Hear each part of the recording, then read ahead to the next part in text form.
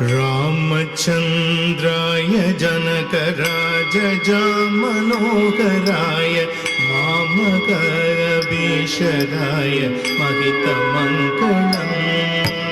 रामचन्द्राय जनकराजजामनोहराय मामकरभीषदाय महितमङ्गलम्।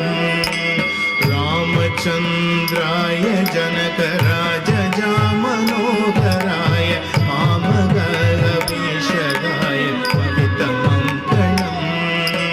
कौशलेन्द्राय मन्दहासदासभूषणाय वाशवादिविनुतसत्यप्राय मङ्गलम्।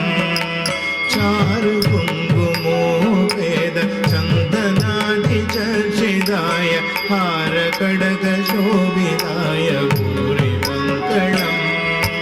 ललितरत्नकुण्डलाय तुलसीवनमालिकाय जलजसदृशदेहाय चारुमङ्गलम्।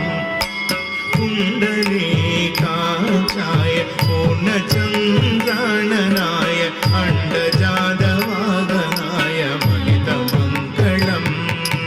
विमलरू